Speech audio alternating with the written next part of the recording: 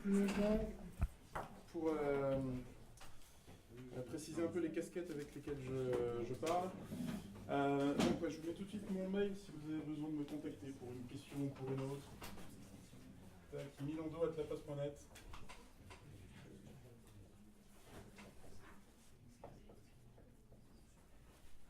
Si vous avez besoin de me contacter. Donc je suis enseignant en économie. Ça fait une dizaine d'années que j'enseigne l'économie, alors l'économie générale, l'économie internationale, l'économie sociale et solidaire. Du coup, vous avez dû en entendre parler un petit peu, j'imagine, si vous êtes ici. Tout ce qui est critique de la croissance aussi. Et puis justice sociale, théorie de la justice, le juste, l'injuste appliqué à l'économie. En gros, c'est ça mes domaines d'enseignement. Là, du coup, dans mes cours d'économie, je pars du principe que c'est pas possible de faire des cours d'économie neutres. C'est ce que je vais essayer de développer là dans mon intervention. Je pars du principe que l'économie c'est nécessairement politique et que du coup, présenter un point de vue économique comme neutre me semble très délicat. Du coup, j'essaye pas de faire des cours neutres. Je fais des cours qui sont nécessairement engagés, et donc je m'efforce toujours de dire quel est mon positionnement pour savoir que vous puissiez savoir d'où je parle et que vous puissiez avoir le recul critique nécessaire pour pouvoir vous dire voilà, il dit ça, mais c'est parce qu'il a cette casquette, parce qu'il pense comme ça. Du coup, je précise tout de suite mon positionnement. Donc, je l'ai dit un peu en présentant mes cours.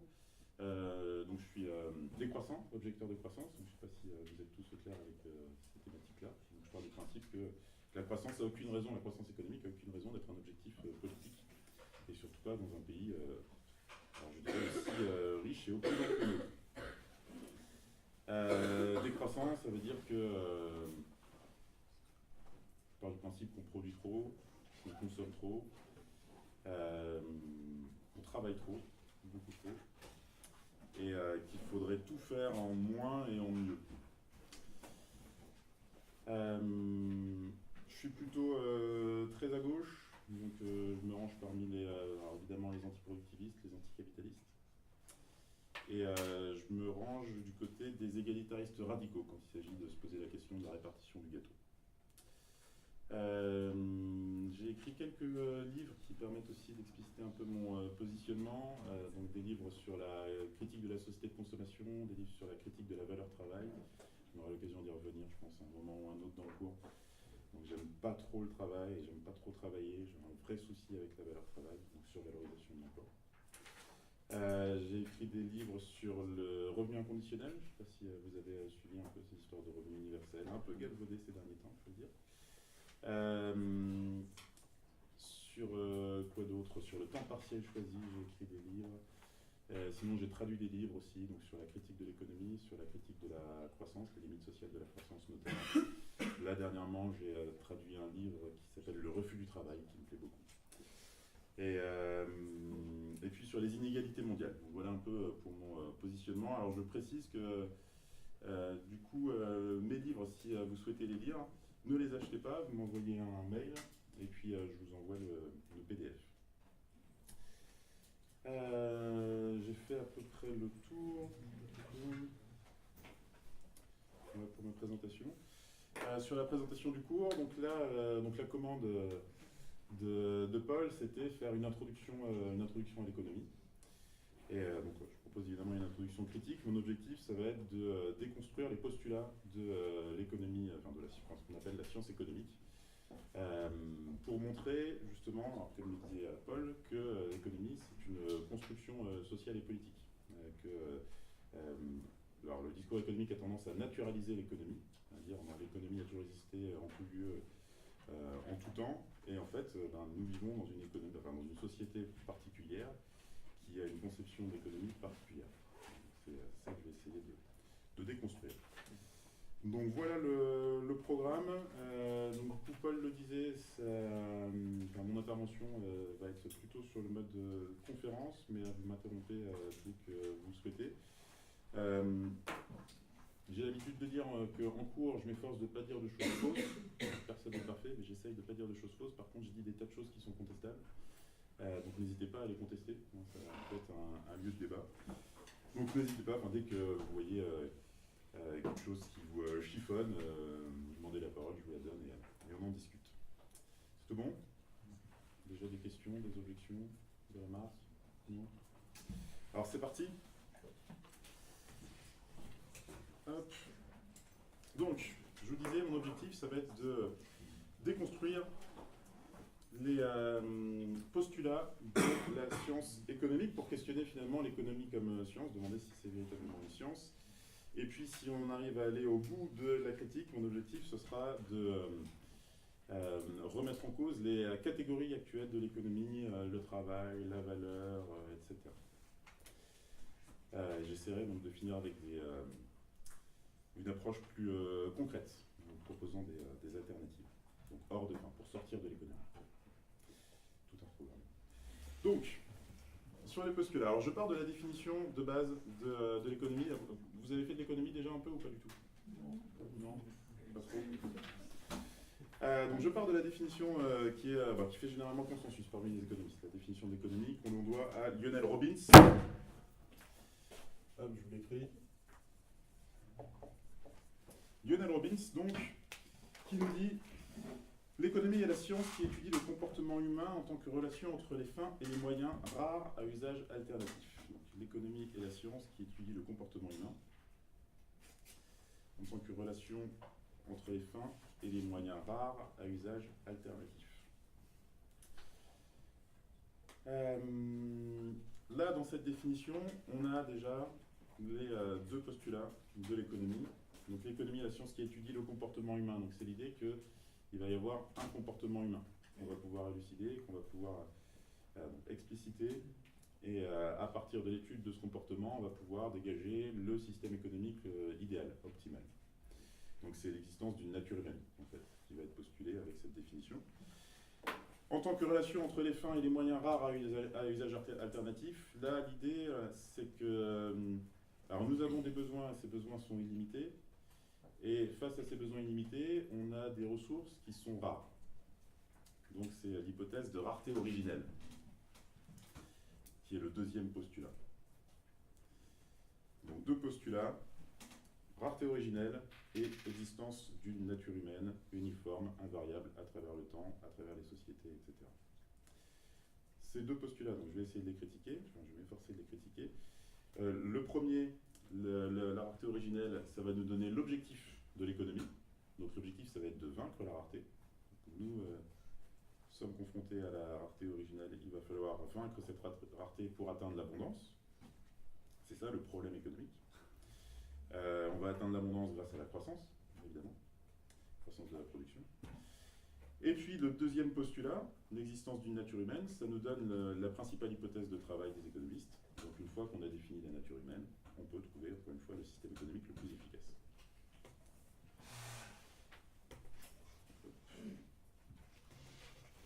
Donc je vais commencer par critiquer la rareté originelle.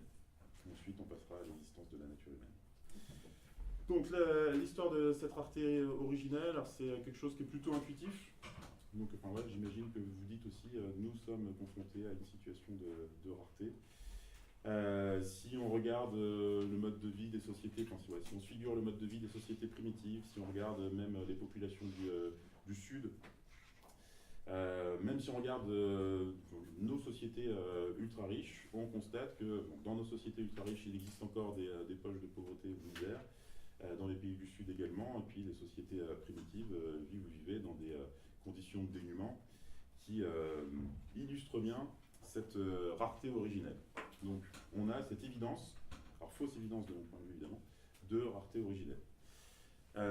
Ceci dit, si on creuse un peu la question, et qu'on se tourne notamment vers des travaux d'anthropologues, on s'aperçoit que cette rareté n'est pas forcément une rareté originelle. Alors je m'appuie notamment sur les travaux de Marshall Solins. Marshall Solins, qui est un anthropologue américain. Je ne sais pas si vous l'avez déjà croisé, Marshall Solins, qui a écrit un livre alors qui a été traduit en français, Âge de pierre, âge d'abondance, l'économie des sociétés primitives, c'était en 1976. Donc Marshall Solins, Âge de pierre, âge d'abondance. Donc sa thèse, c'est les sociétés primitives étaient les premières et les seules sociétés d'abondance. Donc c'est dans ces sociétés qu'on a connu l'abondance, et pas dans nos sociétés ultra riches. Il s'appuie pour étayer sa thèse sur différents travaux. Alors je vous cite les auteurs, je vous les note pas. McCarthy et MacArthur, dans les années 40, qui sont allés étudier les aborigènes en Australie. Et donc ce qu'ils ont observé, c'est que ces aborigènes en Australie consacraient peu de temps à la collecte de la nourriture, notamment. Alors ce qu'on pourrait appeler le travail dans notre société avec nos catégories économiques. Donc ils consacraient peu de temps au travail, environ 4 à 5 heures par jour. Le reste du temps, c'est consacré au repos, au sommeil, au commérage, à ce genre de choses. Donc 4 à 5 heures par jour consacrées à l'obtention de la nourriture et à la préparation des repas. Richard Lee, autre anthropologue, dans les années 60, s'intéresse aux Bushmen et il constate que la journée de travail chez les Bushmen, c'est 6 heures par jour. Simplement, la semaine de travail, ça compte 1 jour et demi à 3 jours. Donc 6 heures par jour, mais pendant 1 jour et demi à 3 jours.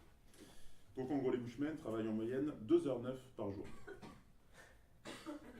Pierre Clastre, anthropologue français très connu. Pierre Clastre, donc lui, s'intéresse aux Tupi-Guarani en Amérique du Sud. Et il constate que les hommes travaillent environ 2 mois tous les 4 ans. 2 mois tous les 4 ans à travailler dans des jardins collectifs. Donc ça, c'est une société d'agriculture modérée. Les autres, c'était des chasseurs-cueilleurs. Jacques Lizo, lui, s'intéresse aux Yanomami, au Venezuela. Et il constate que les femmes travaillent chaque jour 1h58, très précisément, et les hommes 2h51. C'est partie des rares sociétés où, du coup, les hommes travaillent plus que les femmes. Ce qui n'est plus le cas aujourd'hui, vous devez le savoir. Donc 1h58 en moyenne par jour pour les femmes, 2h51 en moyenne pour les hommes. Et donc en s'appuyant sur tout ça, Marshall Solins arrive à la conclusion que ces sociétés sont des sociétés d'abondance. Donc son raisonnement, c'est en fait, si ce n'était pas des sociétés d'abondance, si c'était des sociétés, des gens qui vivaient dans la rareté, dans le manque, ils auraient juste à bosser un peu plus, parce que 1h58 par jour, bon, il y a de la marge quand même. Il reste quelques heures dans la journée. Et donc, s'ils ne souhaitent pas travailler davantage, c'est la preuve qu'ils ne sont pas dans le manque. Donc s'ils ne sont pas dans le manque, c'est des sociétés d'abondance. Donc en fait, ce sont des sociétés qui refusent de travailler plus. Ce qui me plaît aussi particulièrement. Elles pourraient consacrer davantage de temps au travail, mais elles font le choix de ne pas travailler davantage. Donc elles font le choix de l'abondance. Choix de l'abondance qui implique évidemment certains sacrifices. L'acceptation de la pénurie. Alors parfois, dans les sociétés de chasseurs-cueilleurs, il peut y avoir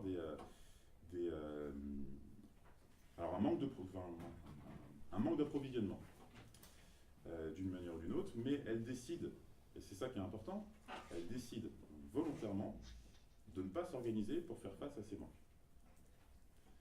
Donc elles décident de ne pas s'organiser pour faire face à ces manques. Elles considèrent que voilà, des fois il y a des disettes, il y a des périodes de disette, des périodes de pénurie. C'est une nécessité cyclique. Et c'est un moindre mal, dans le sens où s'il fallait s'organiser différemment pour faire face à ces pénuries, ça supposerait un changement de l'organisation sociale, une remise en cause de l'équilibre, ça supposerait des tas de choses qui sont considérées plus dommageables que les épisodes de pénurie. Donc elles font véritablement un choix d'accepter les pénuries. Ça suppose aussi, comme autre sacrifice, de respecter certaines contraintes démographiques. Elles s'efforcent de ne pas manger la forêt, donc de ne pas épuiser les ressources offertes par les écosystèmes. Pas atteindre la zone des rendements décroissants, donc il faut toujours limiter autant que possible la population, ce qui peut impliquer des comportements qui peuvent nous heurter légitimement, l'infanticide, la prohibition sexuelle pour limiter les naissances, la mise à mort, alors acceptée et volontaire, mais mise à mort tout de même des vieillards. Voilà, c'est toujours des choses qui peuvent chiffonner un peu, j'imagine. Alors ça existe, hein, il ne s'agit pas de dire, encore une fois, il ne s'agit pas de faire, encore une fois, je ne l'ai pas encore dit, mais il ne s'agit pas de dresser un portrait tout rose des sociétés primitives. Oui. C'est dans toutes les sociétés où il y a cette idée Dans... C'est dans quel cas particulier et les autres sociétés avaient d'autres moyens de réguler leur population? Alors c'est pas dans toutes les sociétés, et Alain Caillé, qui est un anthropologue, alors c'est le fondateur du MOS, Mouvement anti-utilitariste en sciences sociales, avec la revue du MOS qui va avec, donc un sociologue, anthropologue français, dit c'est pas généralisé et c'était pas tous les jours. Tous les jours, on n'en est pas un vieillard pour dire ah là c'est bon, c'est la fin, trop de bouches à nourrir, etc. Mais on sait que ça existait. Voilà. Ouais. Et du coup, est-ce qu'on sait au sein de ces sociétés, par exemple, quels enfants étaient sacrifiés, ou quels vieillards?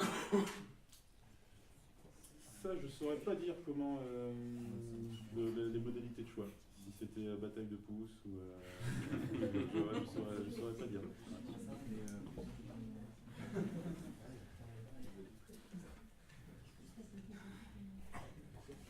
Oui, donc du coup, je disais, Alain Caillé nous dit ça existe, tous ces comportements, ça existe, mais donc ils sont pas généralisés et ils sont pas.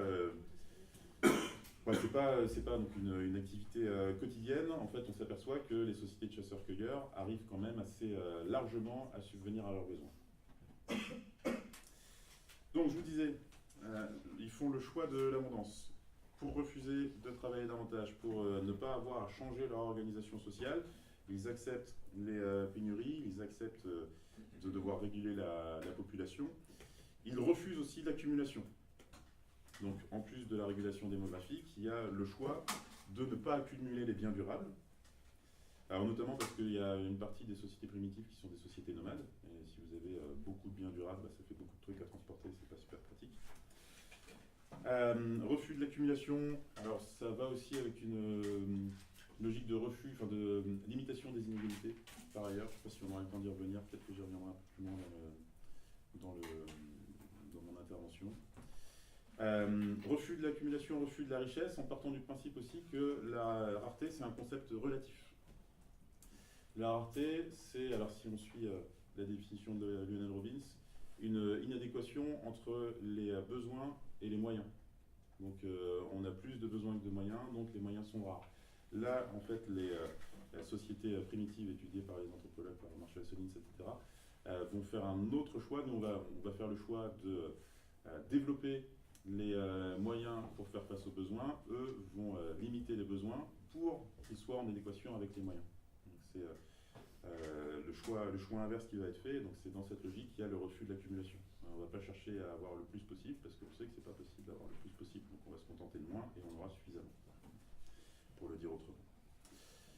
Donc voilà les arbitrages qui sont faits.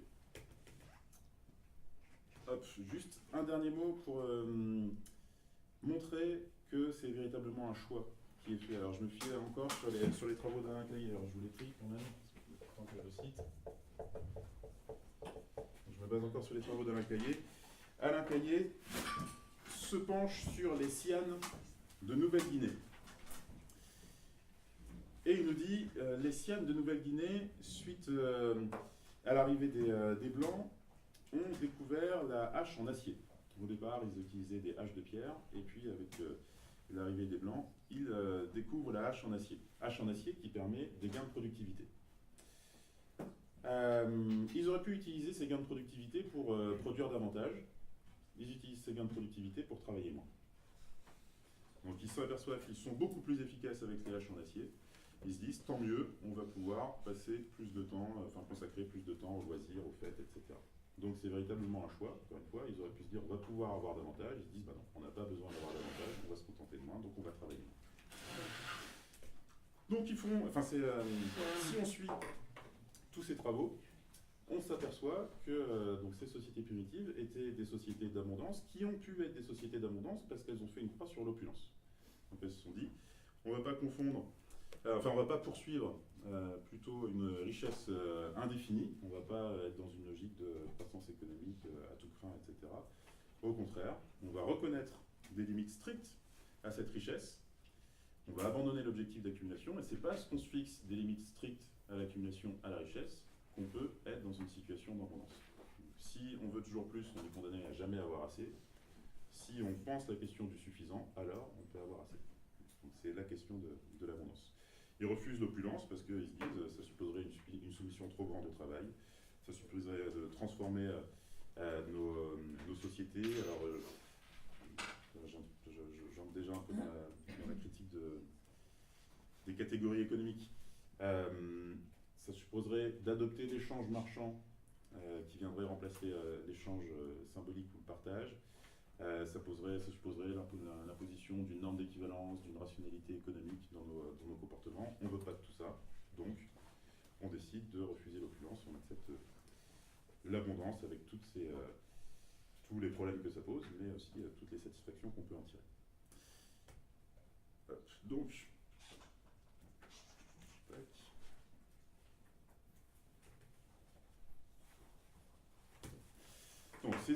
ces anthropologues plutôt, nous disent que les sociétés primitives étaient des sociétés d'abondance. Aujourd'hui, nous sommes beaucoup, alors c'est sans commune mesure, mais beaucoup plus riches que ces sociétés d'abondance, et malgré tout, nous avons toujours ce sentiment de rareté.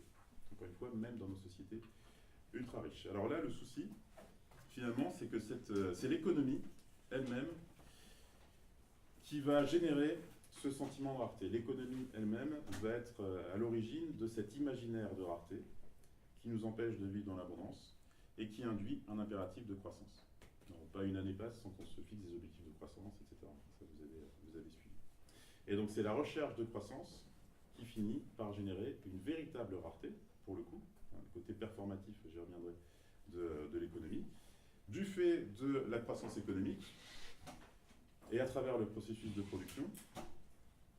On va générer une véritable rareté de certaines ressources, de certaines richesses, alors les ressources naturelles, l'eau potable, l'air pur, les ressources fossiles, pétrole, minerais, réserves piscicoles, biodiversité, tout ça, on voit aujourd'hui que c'est des ressources qui sont de plus en plus rares, et c'est notre lutte contre la rareté qui explique leur rareté croissante. Ce qui est un peu absurde. Même chose du côté des richesses sociales. Ça aussi, j'espère que j'aurai le temps d'y revenir un peu plus loin. Le temps, l'altruisme, tout ça, c'est des ressources qui sont mises à mal par notre recherche de croissance économique et notre lutte contre la rareté. Le temps, alors je ne sais pas si Léo, c'est Léo Coutelec du coup qui intervient sur le progrès, peut-être qu'il vous parlera de la question de l'accélération, parce que je sais qu'il a un peu planché dessus. L'accélération sociale, l'accélération du rythme de vie, etc., ce qu'on connaît aujourd'hui, ça fait que ça génère une pénurie temporelle qui s'accentue avec toujours cette logique de croissance économique. Je ne rentre pas dans le détail, sans doute que vous verrez avec Léo. Même chose pour l'altruisme. Dans une société qui cherche la croissance, qui met dans cette logique de croissance, les individus en concurrence en permanence les uns avec les autres, l'altruisme va avoir tendance à disparaître. Dans une société qui met toujours en avant la recherche de l'intérêt privé pour faciliter l'échange notamment, là aussi l'altruisme va avoir tendance à disparaître. Donc ça aussi, j'y reviendrai un peu quand je vous parlerai du marché en toute logique. Donc, on a une rareté imaginaire à laquelle on essaye de répondre, et en essayant de répondre à cette rareté imaginaire, on génère une véritable rareté des ressources naturelles et des richesses sociales. Et le problème, c'est que cette rareté, alors, pour partie, on peut espérer que pour les richesses sociales, c'est réversible, mais pour les ressources naturelles, cette rareté est irréversible. Une fois qu'on a fait cramer le pétrole, difficile d'en retrouver, il va falloir attendre quelques millions d'années. Donc voilà, c'est le côté performatif un peu de l'économie. On lutte contre une rareté qu'on a imaginée et finalement on génère véritablement de la rareté. Si on veut essayer, je vais m'arrêter hein, si je vais trop vite ou si, parce que je vous vois particulièrement silencieux, ça me fait un peu peur. Ouais, c'est tout bon ? Très bien. Alors il y a quelques auteurs évidemment qui ont remis en cause cette logique d'accumulation. Moi, je vous cite deux courants, il y en aurait plus, hein, mais je vous en cite deux. Alors Aristote, je vous le cite parce que j'y reviendrai un peu plus tard en expliquant les catégories économiques. Donc Aristote, lui, va remettre en cause ce qu'il appelle la crématistique.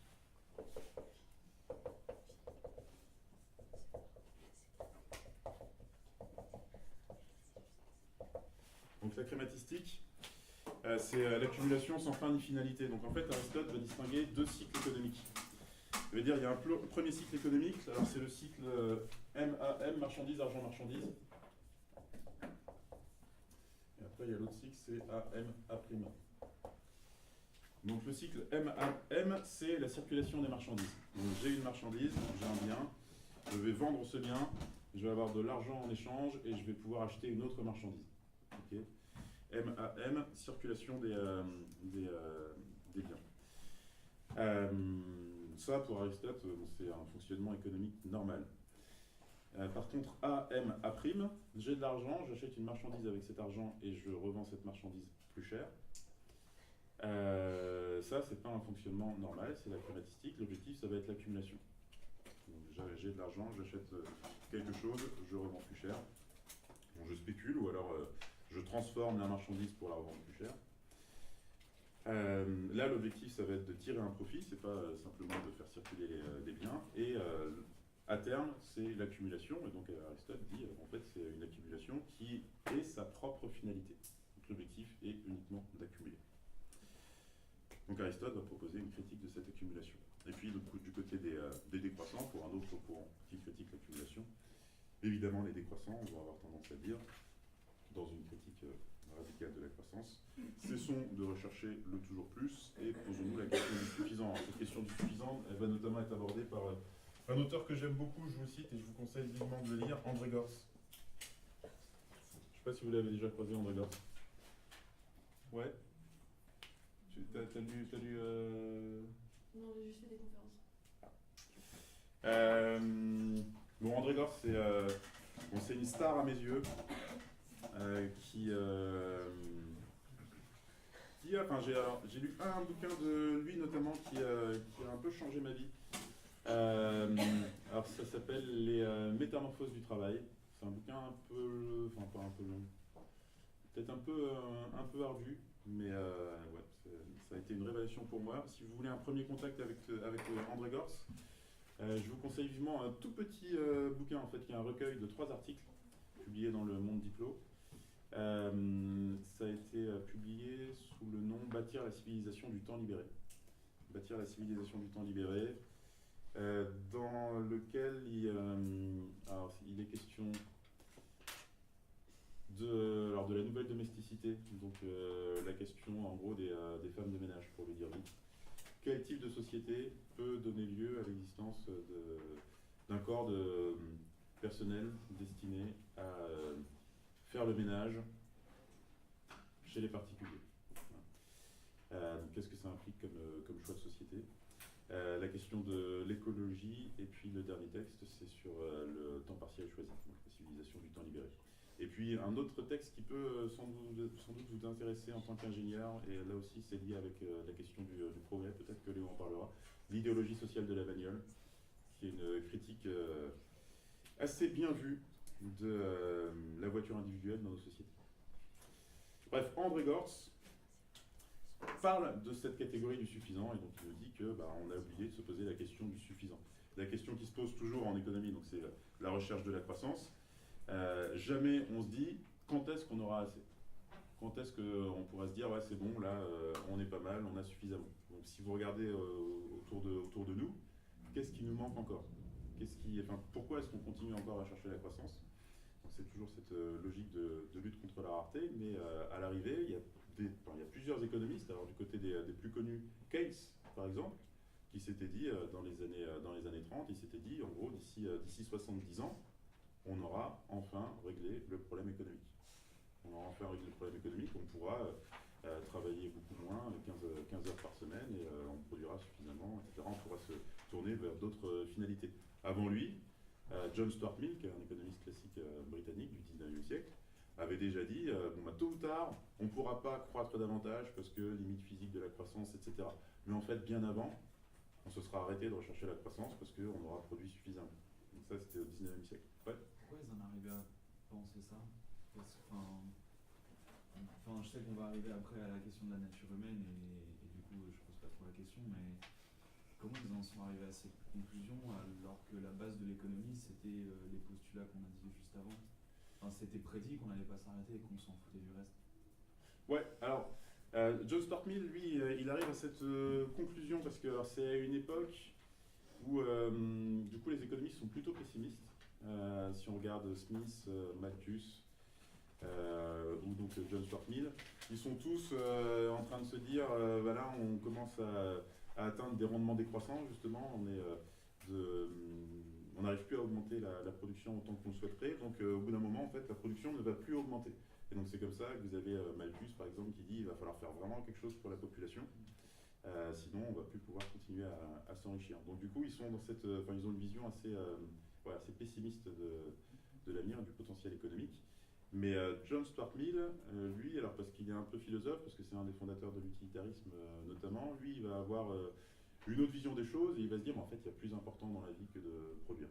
Donc lui, il va dire, on va pouvoir se tourner vers d'autres objectifs esthétiques, spirituels, etc. Donc il dit, c'est pas grave, en fait, si, bien sûr, tôt ou tard, il y aura une fin de la croissance, mais vraiment, on se sera arrêté avant. Mais voilà, c'est son parcours de philosophe plus qu'il amène là. Keynes, il écrit ça dans un texte où il essaye d'imaginer l'économie de ses petits-enfants.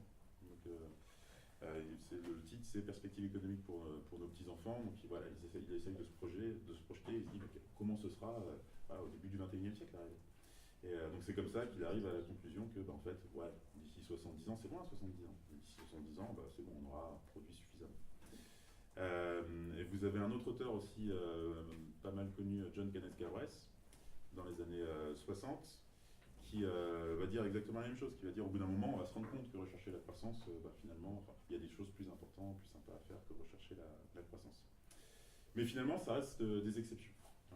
Globalement, tous les autres économistes vont défendre la recherche de la croissance sans jamais se poser la question du suffisant. Donc, si on veut vraiment vaincre la rareté, mon raisonnement c'est ça, si on veut vraiment vaincre la rareté, il faut juste se dire, mais quand est-ce qu'on aura suffisamment? Et à mon sens, on a largement dépassé le moment où on aurait pu se dire, bah non, en fait, c'est suffisant. Enfin, qu'est-ce qui peut encore nous conduire à rechercher la croissance économique? Alors, on peut peut-être faire parce que là, je parle beaucoup. Pas forcément un tour de table, mais est-ce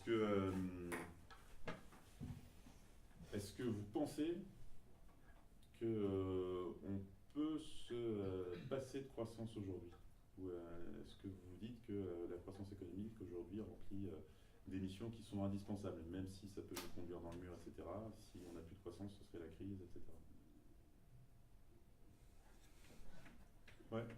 Il y a deux choses qui m'inquiètent sur l'arrêt de la croissance, c'est les autres et la médecine, grosso modo. C'est les deux. En gros, l'armement et la médecine.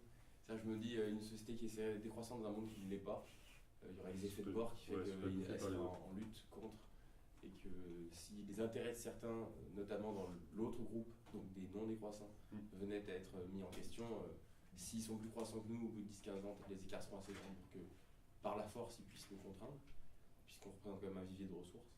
Et l'autre chose, c'est la volonté de l'être humain de ne pas mourir, de la peur immense, vraiment, ça c'est plus philosophique, mais je pense qu'effectivement, il y a beaucoup de choses qui nous ont poussé vers la croissance pour essayer de soigner et de prévenir ce qui est normalement imprévenable. Je sais pas comment on dit. C'est la mort, et du coup, voilà, tout ce qui est lié à la mort, donc la médecine qui demande aujourd'hui beaucoup de technicité, et je pense qu'on n'est pas très prêt à la lâcher à cause de ça. Et puis de l'autre côté, c'est l'arme, quoi, la violence. Ok. Alors, les questions géopolitiques, ouais, ça c'est un vrai souci, c'est une vraie question, si on décide de se passer de croissance. Donc si on se retrouve, et puis à l'Assemblée, on prend une décision, on se dit c'est bon, là, on a un PIB qui est plutôt pas mal, et on s'arrête là. Ouais, une des questions qui se pose, c'est comment, alors est-ce qu'on va pouvoir conserver notre place au sein des nations, et est-ce qu'on ne va pas se retrouver aussi avec d'autres soucis à gérer vis-à-vis des autres qui sont toujours dans une logique de croissance? Sur la question de la médecine, qui est la question du progrès. Alors là aussi, sans doute que vous verrez avec Léo. La question qui se pose aussi, c'est, alors je dirais à quoi bon ou jusqu'où? Alors quand on pense au transhumanisme ou à ce genre de choses, l'objectif est vraiment de vaincre la mort. On doit se poser la question de la pertinence de ce type de combat et de recherche. Et là-dessus, je vous envoie vers d'autres lectures, vers une autre star à mes yeux, Ivan Illich.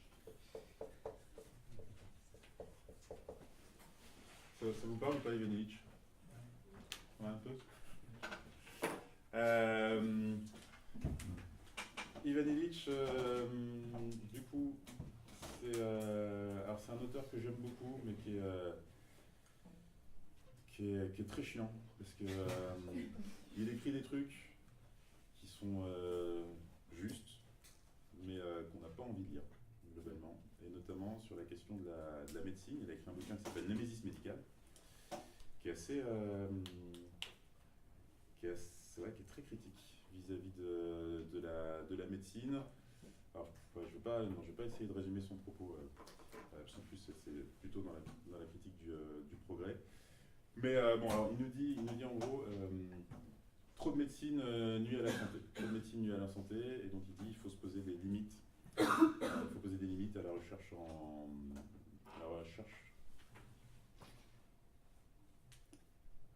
matière de soins, on va dire. Ouais, on peut dire ça comme ça. Si vous voulez un premier contact avec Ivan Illich, il faut lire La convivialité, qui est un petit livre qui se lit assez vite, qui se digère très lentement. Livre dans lequel il rassemble une critique de l'automobile, une critique de l'école et une critique de la médecine. Donc c'est ces principaux thèmes qu'il a décliné précédemment dans d'autres livres spécifiques. Et donc c'est toujours un raisonnement avec une logique de seuil et de contre-productivité. Passer un certain seuil, toute augmentation devient contre-productive. Trop d'écoles finit par rendre bête. Trop de médecine nuit à la santé. Chercher à aller trop vite, ça fait ralentir, ça oblige à perdre du temps, etc. Donc ouais, je vous disais, c'est une lecture stimulante, mais chiant, parce qu'il pose plein de questions qu'on n'a pas forcément l'habitude de se poser, en apportant des réponses qui chiffonnent, ça gratouille, ça chatouille, mais ça me semble assez salutaire. Ouais, Paul. C'était plutôt pour répondre à Olivier sur la partie géopolitique. Ouais. Donc actuellement, les seuils de croissance qu'on connaît sur les pays, en tout cas ce qu'on appelle les pays développés, ils sont quand même relativement faibles. Je ne sais plus combien on est en France, mais Le taux de croissance? le taux de croissance. Ouais, on est autour de 1%, 1,5% quand on est... Et du coup, est-ce qu'on ne peut pas se dire que le temps que les autres croient assez pour pouvoir se mettre sur notre gueule, eh ben, ils ont eu le temps de voir que ce qu'on fait c'est mieux. Et je sais pas, hein. Ouais. Alors après, ça suppose quand même, si on fait le choix de la décroissance, alors donc déjà ça suppose, on ne se contente pas d'une croissance zéro, enfin, si on veut vraiment revenir sur les seuils de soutenabilité, tout ça, il faut effectivement avoir un PIB qui recule. Ça suppose vraiment une réorientation aussi des objectifs. Donc voilà, typiquement l'armement, est-ce qu'on continue à mettre le paquet dessus ou pas?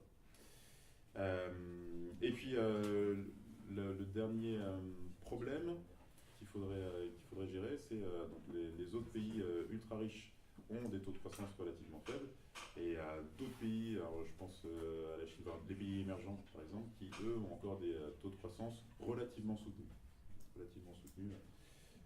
Autour de 8%, ce genre de taux fixe. Ils vont beaucoup plus vite que nous de ce point de vue-là. Est-ce qu'il y avait d'autres remarques, d'autres réponses, ouais. Mais pour ces trucs-là géopolitiques, est-ce que c'est pas possible de voir une espèce de décroissance où du coup on perdrait de la puissance par rapport aux autres pays, en étant dans un monde où, avec tout ce qui est les ONU, les Nations Unies, les choses comme ça, qui sont là plus ou moins pour protéger un groupe, est-ce qu'il n'y aurait pas dans un imaginaire un groupe de pays décroissants qui puisse s'organiser pour avoir une espèce de défense contre les pays qui sont eux croissants et voudraient casser ce rythme-là? Si on est suffisamment nombreux, ouais, on peut l'imaginer. Mais encore faut-il être suffisamment nombreux, encore faut-il réussir à convaincre tout le monde. Après, pour moi, sur cette question géopolitique, pour moi, l'alternative, elle n'est pas... Donc, soit effectivement on fait le choix de la décroissance et on s'expose éventuellement à des risques d'agression, soit on ne fait pas le choix de la décroissance et donc on va tous sereinement dans le mur. Ce qui n'est pas super emballant non plus. On est tous ensemble, c'est plus... Ouais, mais c'est vrai. De ce côté, on se donne tous la main, on fait une ronde autour de la Terre pour la pourrir. En fait. Ouais. C'est exactement ça. Mais je pense qu'on est assez gros pour faire ça. Oui, pour le moment, on prend le chemin. Ouais, alors bon, là c'est plutôt pessimiste, mais j'essaierai quand même de finir mon cours sur une note optimiste. d'autres remarques? Est-ce que du coup ça ne nous amènerait pas à penser que la décroissance implique une vision plus autonome d'un pays, que ce soit énergétiquement parlant ou Ouais. environnementalement parlant? Alors, Si ça permettrait peut-être de réduire ces effets de bord et ces pressions extérieures. oui, alors dans tous les cas, c'est mieux de rechercher l'autonomie, dans tous les cas, enfin, ouais, donc réduire autant que possible le besoin et essayer d'y répondre de manière autonome. Donc, ça, ouais, dans tous les cas. Après, c'est pas, la décroissance, c'est pas la recherche de l'autarcie pour autant. Ouais.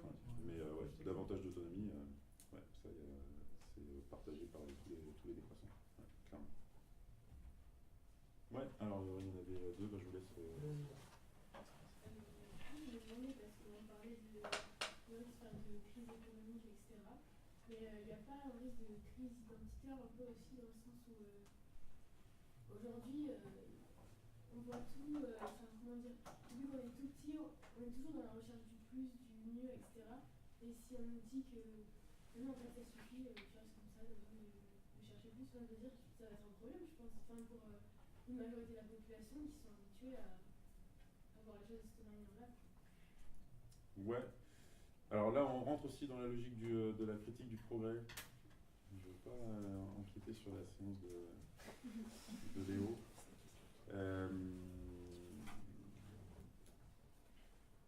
Alors j'en dis juste deux mots.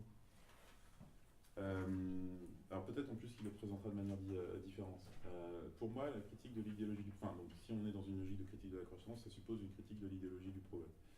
On va commencer par le progrès économique, donc compris comme croissance économique. Et la critique de l'idéologie du progrès, c'est une critique de la nécessité du progrès. Et donc dans la critique de la nécessité du progrès, il y a l'idée dans l'idéologie du progrès,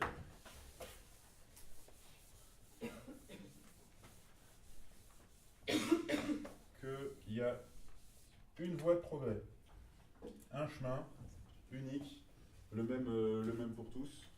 Et donc c'est nécessairement par ce chemin-là qu'on va passer, ce qui fait qu'on va pouvoir placer l'ensemble des sociétés sur ce plan incliné, en disant ici il y a les pays développés, nous, et puis ici il y a les pays sous-développés, et puis ici il y a les pays émergents, mais tout le monde va dans le même sens et on va tous passer nécessairement par là. Donc ça c'est une première nécessité du progrès. La critique de la nécessité du progrès, ça consiste à dire, en fait si on est là, on peut aller là, mais on peut aussi aller là, on peut aussi aller là, on peut aussi aller, il y a plein de voies possibles du progrès. Et puis surtout, c'est aussi, deuxième critique de la nécessité du progrès, c'est pas parce qu'on sait faire quelque chose qu'il faut faire quelque chose. Donc du coup, si on est là, on peut aller là, on peut aller là, on peut aller là, on peut aussi rester là. Et c'est pas grave. Donc c'est ce que tu disais, donc ouais, ça peut supposer de se dire, bon en fait, là on est bien. On est bien et on va pas chercher à faire toujours plus, on n'est pas dans cette démarche-là. Et puis la dernière dimension de la critique de l'idéologie du progrès, c'est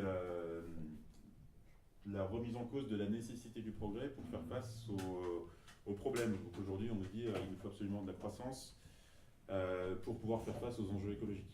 Donc avec une foi dans le progrès, la croissance et le progrès nous sauveront des problèmes qu'on s'est causés du fait de la croissance. C'est un peu la blague de l'ambulance. Je ne sais pas si vous connaissez cette ambulance qui grille un feu rouge, qui renverse quelqu'un, et les ambulanciers descendent et disent heureusement que vous êtes tombés sur nous.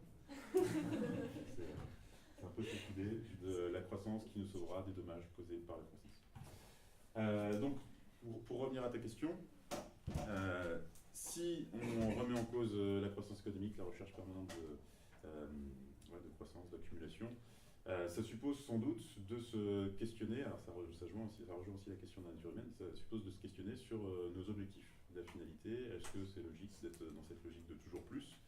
Est-ce qu'on peut limiter cette recherche de toujours plus à certains secteurs, toujours plus de recherche, toujours plus de culture, toujours plus, je sais pas, de spiritualité, même si c'est pas forcément mon truc, mais est-ce que voilà, on peut limiter la recherche de toujours plus à certains secteurs, ou est-ce qu'il faut simplement sortir de cette logique de toujours plus en se contentant, en se posant la question du suffisant?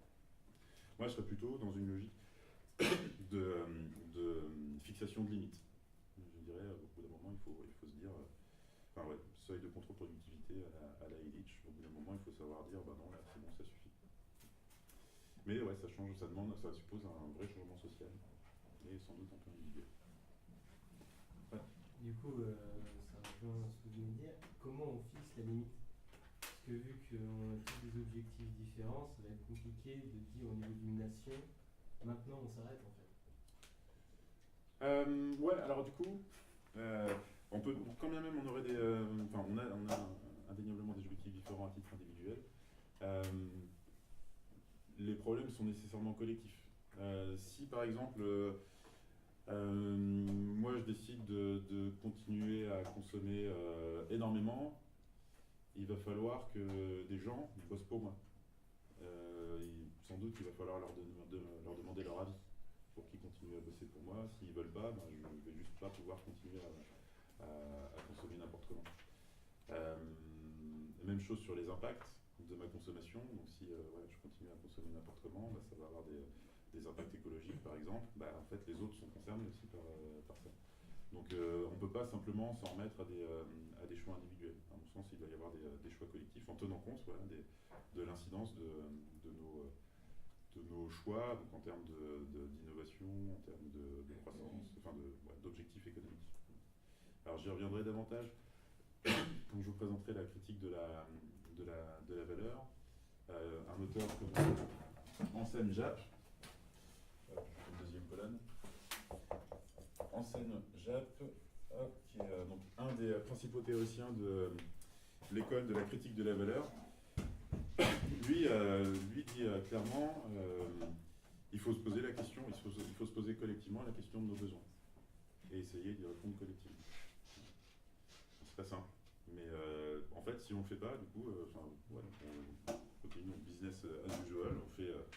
L'objectif, c'est juste de produire le plus possible, sans même se poser la question des besoins auxquels ça répond. C'est ça le truc. Si on se pose pas collectivement la question des besoins, on produit pourvu que ça se vende, pourvu qu'on arrive à le vendre d'une manière ou d'une autre. C'est un peu dommage. Et est-ce que ça pourrait marcher aux échelles géopolitiques actuelles? Par exemple, un pays qui est trop gros, les gens vont pas vouloir. Ça va être compliqué d'unir tout le monde en fait. Ouais. Alors du coup, ça fait partie des notes positives sur lesquelles j'essaierai de finir mon intervention la semaine prochaine. J'essaierai de vous parler de quelques exemples. Alors, je ne peux pas dire de pays parce que c'est pas des États à proprement parler, mais de zones, de régions, dans lesquelles on intègre ces logiques-là, donc avec une population quand même assez importante, et donc où ils arrivent à se poser la question des besoins, où ils essayent autant que possible de se poser la question des besoins, la manière dont on y répond. Pas simplement à l'échelle d'une communauté type communauté de travail, une vingtaine de personnes, une trentaine de personnes. Une suspense. J'avais vu une main se lever par là-bas. Ouais, mais j'ai l'impression que vous allez en parler la semaine prochaine. D'accord. Ok, alors j'aimerais bien connaître la question quand même pour être sûr d'en parler. J'avais l'impression que quand on dit il faudrait que tout le monde, qu'on définisse collectivement les besoins, qu'il suffisait qu'il y ait une personne qui en veulent plus que les autres, que cette personne soit capable de déstabiliser toute la société qui serait en théorie sur le même niveau en fait. Parce que si une personne demande plus, elle va essayer d'exploiter plus les autres, qui vont se sentir lésés, qui du coup vont se dire merde, lui il a plus que moi, pourquoi j'aurais pas autant que lui? Et moi je pense que c'est pas stable. J'ai du mal à comprendre où serait la stabilité là-dedans. Ouais. Alors du coup, donc je rajouterai un point là-dessus. Je peux déjà vous conseiller une lecture supplémentaire. Après, vous faites un tri. Hein.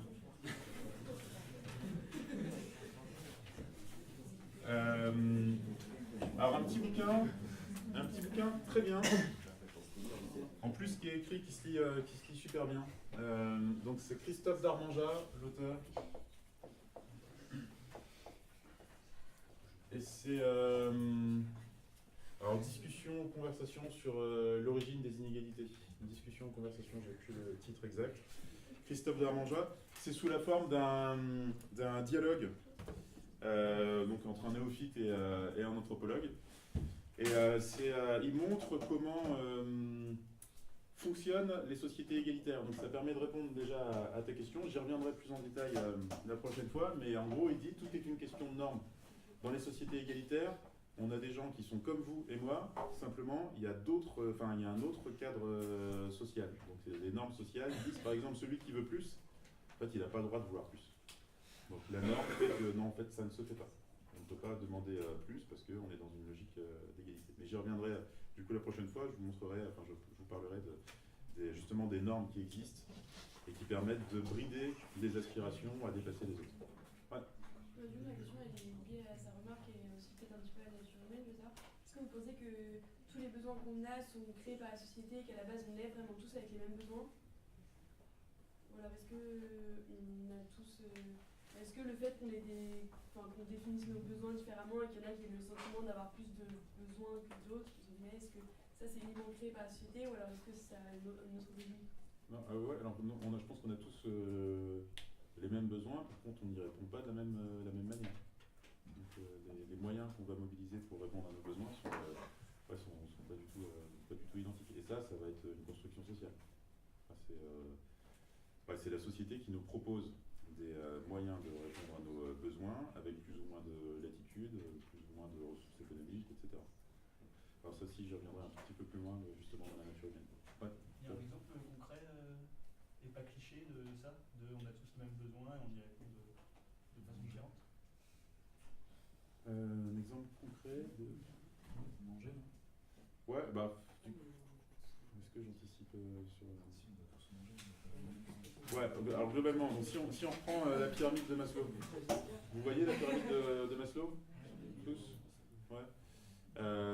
Donc vous avez les différents types de besoins, donc c'est une catégorisation des besoins doublée d'une hiérarchisation. Alors moi, la catégorisation me convient, la hiérarchisation, je suis pas d'accord avec, mais l'idée est là. Donc lui, il va nous dire, donc on a nos besoins physiologiques, manger, boire, dormir, etc. On a besoin de sécurité matérielle, besoin, j'en oubliais une, besoin de reconnaissance sociale et d'épanouissement. Il manque l'étage intermédiaire. Mais bon, nous avons tous ces besoins-là. A priori, on a tous besoin de reconnaissance sociale, on a tous besoin d'épanouissement, on a tous besoin d'un toit ou d'une sécurité matérielle quelconque, on a tous besoin de manger, dormir, etc. Par contre, il y a plein de manières différentes de répondre à tous ces besoins. Et dans une société de consommation, on va considérer que c'est par la consommation qu'on va répondre à nos besoins de reconnaissance sociale. C'est parce qu'on va s'habiller de telle manière qu'on va être reconnu socialement, parce qu'on va conduire telle voiture que les gens vont se retourner sur notre passage, que ça va être notre manière de nous accomplir, etc. Donc, du coup, ça c'est des réponses qui vont être autorisées et encouragées par une société. Mais il y a plein d'autres manières de répondre. Enfin, on peut espérer qu'on peut s'accomplir et obtenir la reconnaissance sociale autrement qu'en achetant telle marque de déodorant ou telle... Voilà. Je sais pas si ça répond à ta question. Ça donne un côté, mais ça donne pas l'autre. Quel autre? Ah, comment on pourrait répondre? Bah oui, du coup, moi c'était plus genre, ok, s'acheter des fringues, ça peut être un truc d'intéressance sociale. Et une autre version qui se passe à la consommation, par exemple. Ouais, alors du coup, ça, j'en parlerai plus en détail quand je vous... enfin, plus en détail. Non, quand je vous parlerai. Mon objectif, ce serait de vous parler la prochaine fois de la critique de la valeur et d'une manière de concrétiser cette critique de la valeur avec ce qu'on appelle les coopératives intégrales et une autre étape, la coopération intégrale. Et donc, dans ces, je vais dire structures, mais dans ces groupes, dans ces collectifs, la reconnaissance sociale passe par la participation au travail collectif, par exemple. Ça ne va pas être par la consommation, mais par la participation à la production. Au même titre qu'aujourd'hui, dans nos sociétés qui survalorisent l'emploi, c'est aussi pour partie par l'emploi, la production de biens et services, qu'on va avoir son identité sociale, son appartenance sociale, etc. Là, c'est la participation au collectif qui va être un vecteur de la reconnaissance sociale. Donc, c'est un exemple, mais on pourrait sans doute en trouver d'autres. Il y avait d'autres remarques? On a fait le tour. Alors j'avance et je reviens à ma critique de l'économie, du coup. Donc, critique de la rareté, ça, je définis, je passe maintenant à l'autre volet, la critique de la nature humaine, l'existence d'une nature humaine.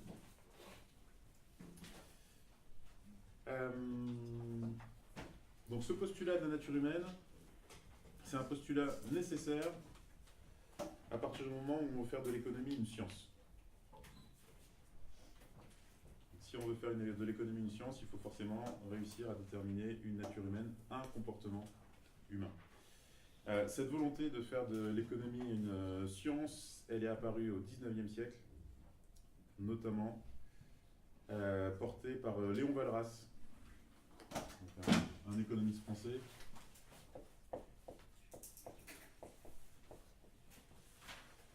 Léon Walras, alors en fait, ça s'inscrit dans un mouvement au XIXe siècle qui va toucher aussi d'autres sciences sociales, avec Auguste Comte, par exemple, qui va essayer de créer une physique sociale. Alors c'est à chaque fois en plus à peu près le même parcours, c'est donc, que ce soit Auguste Comte ou Léon Walras, c'est des ingénieurs, alors un peu des ingénieurs ratés, pour les deux, enfin, qui arrivent pas, enfin, qui font des études d'ingénieur, mais qui ne trouvent pas ensuite d'emploi dans l'ingénierie, et qui se reconvertissent. Donc Auguste Comte décide de se reconvertir dans la sociologie, enfin, en inventant la sociologie. Et Léon Walras décide, lui, de développer l'économie politique sur le modèle de la physique. Donc on est au XIXe siècle, révolution industrielle, la physique est triomphante, et du côté des sciences sociales, on se dit, mais pourquoi est-ce que nous, on ne pourrait pas aussi faire exactement la même chose? Pourquoi est-ce que nous, on ne pourrait pas créer une physique sociale d'une manière ou d'une autre, donc du côté de la sociologie ou du côté de l'économie? Et donc, du côté de l'économie, cette transformation scientifique de l'économie va se traduire par plusieurs aspects. D'une part, le recours à une terminologie technique. Donc on va essayer toujours de naturaliser le réel, enfin de naturaliser l'économie, le fonctionnement de l'économie, en parlant d'équilibre. Alors si vous regardez un peu, si vous écoutez un peu les commentaires économiques, donc l'équilibre, la balance des paiements par exemple, la masse, l'élasticité, les forces, l'atomicité, les circuits, le frottement, la relance, tout ça c'est un vocabulaire qui va être emprunté à la physique pour concevoir le fonctionnement économique comme le fonctionnement d'une machine. La mathématisation aussi va contribuer au développement de l'économie comme science. L'objectif, ça va être de traduire tous les raisonnements en équations. Puisque l'avantage d'une équation, c'est que donc, on est forcément dans le vrai. Donc si le raisonnement économique est mathématique, alors il est nécessairement vrai. Donc ça donne une aura de scientificité au discours économique. Hop. Mais donc le problème, c'est qu'à partir du moment où vous voulez traduire votre discours économique, votre raisonnement économique en équation, il faut partir d'hypothèses. Alors j'allais dire crédible ou fiable, mais non, c'est pas le mot. Il faut partir d'hypothèses précises, on va dire simplement, sur le comportement humain. À partir du moment où vous mettez en équation le comportement humain, il faut pouvoir dire en fait les individus se comportent comme ça. Ou avoir des hypothèses sur lesquelles vous appuyez. Et donc, pour pouvoir dire comment les individus se comportent, on va s'appuyer sur la nature humaine et on va dire l'homme est un homo economicus. L'homme est un homo economicus. Et donc, je peux vous dresser le portrait robot rapide de cet homo economicus. Donc, l'homo economicus est un individu rationnel. Donc, par rationnel, il faut entendre calculateur.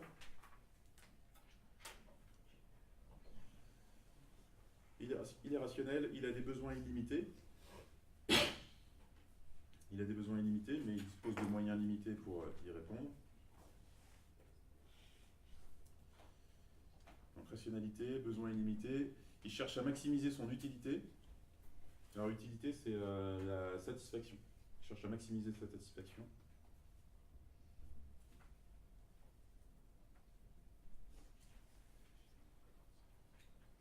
Il a une information parfaite, donc il est parfaitement informé des opportunités qui s'offrent à lui. Et pour finir, il est individualiste. Alors individualiste, ça ne veut pas forcément dire égoïste, ça veut dire qu'il ne se soucie pas des autres pour déterminer ses préférences. Il n'a pas d'appartenance sociale, il n'a pas d'appartenance de classe, il est sans attache, il est sans histoire, il est isolé, enfin, il est auto-centré. C'est ça, il est auto-centré. Donc c'est ça, l'homo economicus. Donc c'est la figure qui est censée nous représenter dans nos comportements économiques. Donc du coup, vous voyez que c'est pas quelqu'un forcément très fréquentable. J'espère que vous ne reconnaissez pas dans ce portrait. Ouais, un petit peu. En fait, je me demande si, en mettant tellement de force à nous faire croire qu'on était tous enfin, on nous a transformés en ça, en quelque sorte. C'est une prophétie auto-réalisatrice en quelque sorte. Ouais, eh ben, j'y viens. J'y viens. Tu viens de me spoiler. Ah, bravo. Et vous avez dit qu'on pouvait prendre la parole. Non mais ouais, c'est la logique que je vais essayer d'avancer. Donc oui, du coup, j'espère que vous ne vous reconnaissez pas complètement dans ce portrait de l'homo economicus. J'imagine. Ouais. Le point sur l'information parfaite. Ouais. C'est-à-dire qu'en fait, on comprend tout. On comprend tout, on est capable d'extraire n'importe quelle information du monde entier. C'est un peu le démon de comment. Non, alors ça veut dire que donc quand tu dois faire des arbitrages, donc sur tes choix de consommation par exemple, tu sais exactement tous les produits qui sont vendus. Si tu dois acheter un paquet de chips, tu sais exactement toutes les sortes de chips et donc tu vas faire un choix éclairé. Donc parfaitement simple. Et ça implique aussi, tu sais exactement comment les chips sont produites, comment ce qu'elles vont devenir après, que gérer. Mais ça, tu t'en fous. Si ça rentre dans tes critères de choix, oui. Ok. Ouais. C'est ça. Alors je précise que du coup, donc, cet homo economicus a été critiqué et les économistes ont tenu compte pour partie de ces critiques et ils sont revenus sur le critère d'information parfaite. On est arrivé à une logique de rationalité limitée et donc, notamment avec les travaux d'Herbert Simon où il dit en fait on va pas, si on doit s'acheter un paquet de chips, on va pas faire une étude du marché complète pour savoir toutes les sortes de chips qui existent. On va s'arrêter à la première option satisfaisante. Voilà. Donc, pas une information parfaite, une information imparfaite, mais à partir du moment où c'est satisfaisant, hop, on s'arrête. Sinon évidemment ça prendrait beaucoup trop de temps.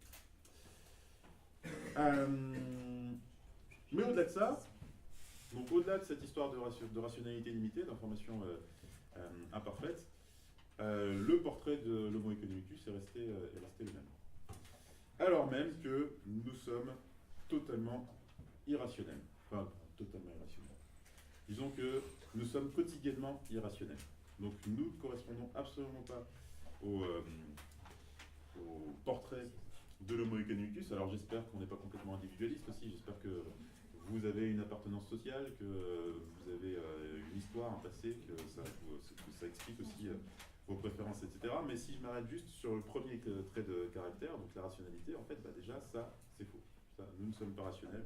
Alors on peut essayer de faire un test, pour voir si vous êtes rationnel. Alors logiquement, vous êtes censé être rationnel. Vous êtes des ingénieurs, logiquement, vous êtes fort au niveau des maths, tout ça.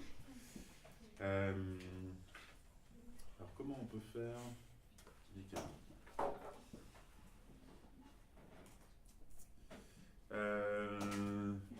on peut essayer. Alors j'ai déjà fait plusieurs fois, logiquement ça marche. J'espère que ça marchera avec vous.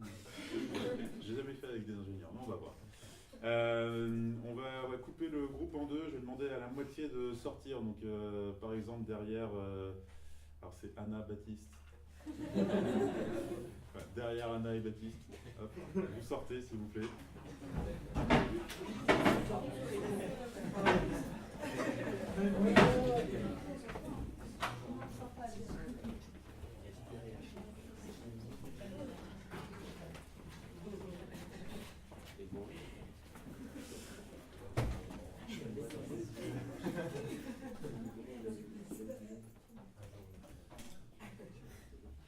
Bon, la porte est fermée.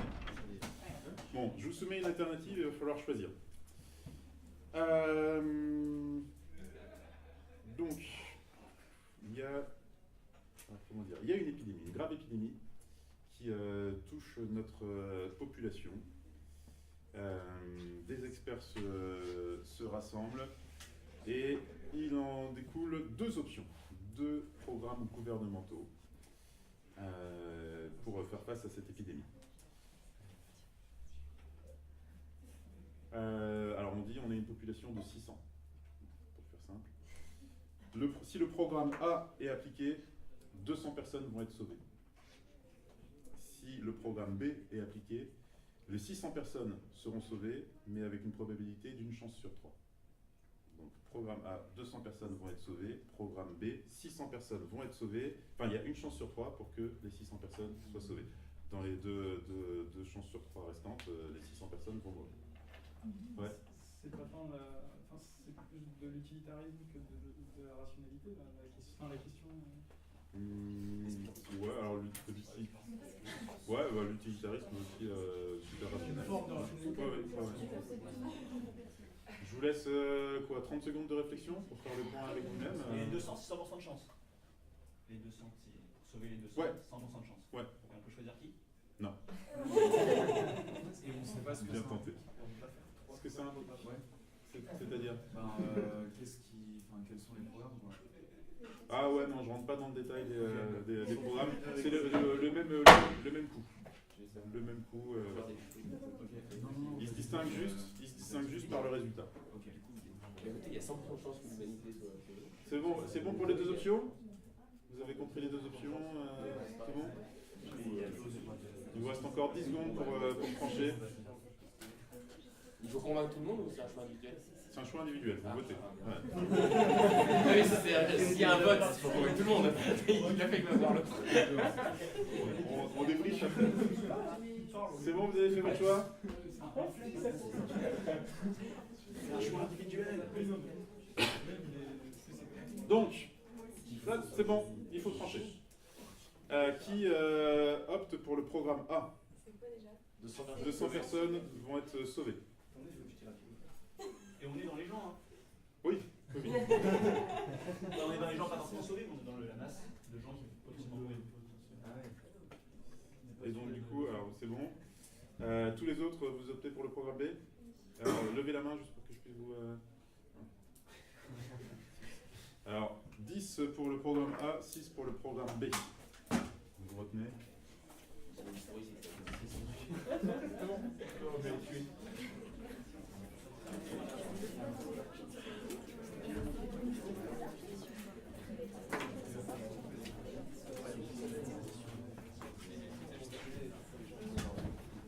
Donc du coup les premiers je ne veux pas vous entendre pendant que je vais proposer le problème aux autres.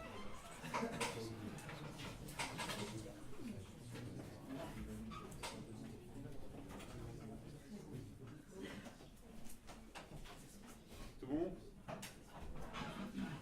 Donc, alors nous sommes une population de 600. Il y a une épidémie qui nous touche. Des experts se réunissent et élaborent deux programmes pour faire face à cette épidémie. Donc, vous devez choisir entre les deux programmes. Programme A, si on l'applique, 400 personnes vont mourir. Programme B, il y a une probabilité d'une chance sur 3 pour que personne ne meure et 2 chances sur 3 pour que les 600 personnes meurent. Ok, donc je vous réexplique. Programme A, 400 personnes vont mourir. Programme B, une probabilité d'une chance sur 3 pour que personne ne meure et 2 chances sur 3 pour que 600 personnes meurent. Qu'est-ce que vous choisissez? Je vous laisse... On est 600 en tout, c'est ça? Ouais. Donc 30 secondes de réflexion.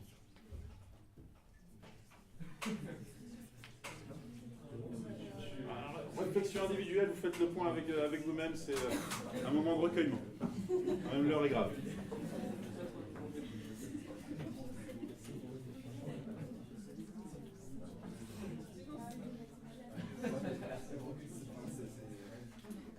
Vous avez fait votre choix? Les 10 dernières secondes pour faire votre choix, pour arrêter votre choix.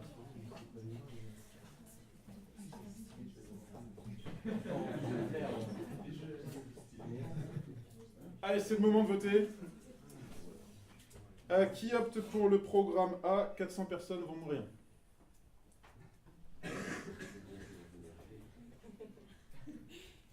Qui opte pour le programme B? Ah, ça n'a pas marché. Ah là là, vous êtes bizarre, vous êtes bizarre. Alors, ça n'a pas marché, mais ça marche quand même pour une partie de ma démonstration. Alors logiquement, quand on fait ce test avec une population non ingénieure, il y a une majorité de gens qui optent pour le programme A dans la première formulation. Alors du coup, pour ceux qui sont rentrés dans un second temps, je vous explique la première formulation. Programme A, c'est pas 400 personnes vont mourir, c'est 200 personnes vont être sauvées. Ce qui revient exactement au même, hein, que ce soit clair, sur une population de 600. Mais la formulation n'est pas la même. Donc, dans la première formulation, 72% des personnes préfèrent le programme A. Alors que c'est l'inverse dans la deuxième formulation. Donc, dans la deuxième formulation, 78% des personnes préfèrent le programme B. Donc, c'est à chaque fois, les programmes A, c'est les mêmes, les programmes B, c'est les mêmes, ils sont juste pas présentés de la même manière. Donc, 200 personnes vont être sauvées, 400 personnes vont mourir. C'est pareil. Une chance sur 3 pour que personne ne meure, 2 chances sur 3 pour que tout le monde meure, c'est la même chose qu'une chance sur 3 pour que les 600 personnes vivent. Okay. Et malgré tout, donc avec ces problèmes qui sont exactement les mêmes, on a des réponses qui sont diamétralement opposées. Irrationalité complète. Irrationalité complète. Et par ailleurs, si vous étiez vraiment des homo economicus, en fait, ce problème, ça vous aurait même pas concerné. Vous vous seriez dit, en fait, quelle est la différence entre les deux options? Pourquoi vous avez choisi entre ces deux options? Qu'est-ce qui fait que vous avez choisi l'option A plutôt que l'option B? C'est noir et blanc. Il y en a un c'est noir et blanc et l'autre c'est un peu gris. Donc c'est ça. Ah ouais? Pourquoi? Non, mais là, on est sûr qu'il y a des gens qui vont pas mourir et l'autre, on n'est pas sûr. On a quand même 2 chances sur 3 qui est tout le monde. Et alors? On s'en fout des gens. Oui, exactement. L'instinct de survie.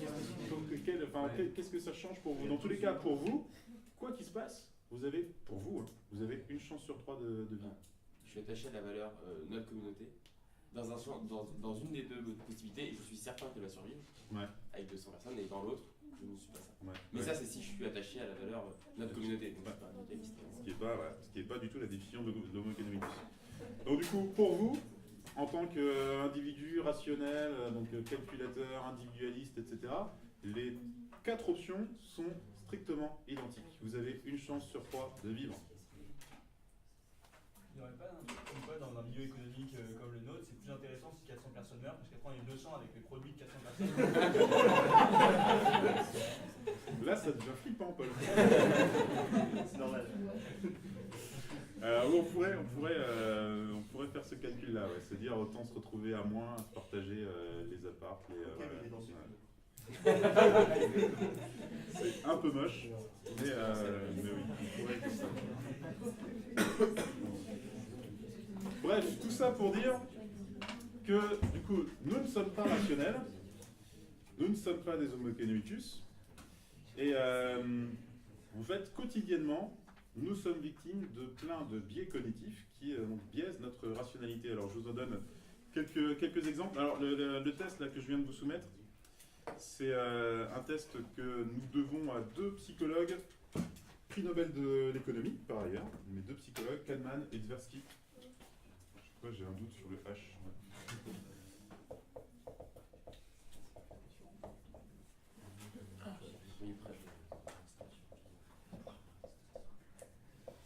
Kahneman et Tversky, donc 2 psychologues qui ont mis en évidence dans leurs travaux que nous ne sommes pas des individus rationnels. Et du coup, ça, vous voyez le côté dévastateur que ça peut avoir sur la science économique. À partir du moment où nous ne sommes plus des individus rationnels, c'est plus difficile de modéliser nos comportements, évidemment. Alors, sauf à faire une théorie de l'irrationalité. Donc, pour savoir exactement comment nous sommes irrationnels.